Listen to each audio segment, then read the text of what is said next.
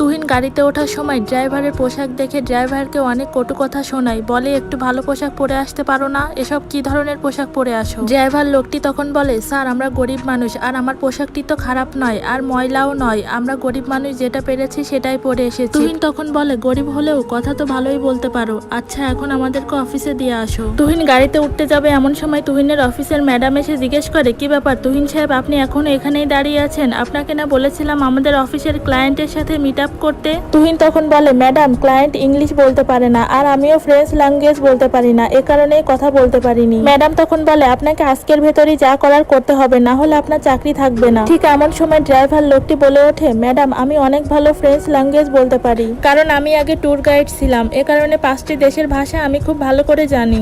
এরপর অফিসের ম্যাডাম ড্রাইভারের মুখে ফ্রেঞ্চ ল্যাঙ্গুয়েজ শুনে অবাক হয়ে যায় এবং তাদের অফিসে তাকে নিয়োগ দান করে। অন্যদিকে তুহিনকে কাজ থেকে বের করে দেয়।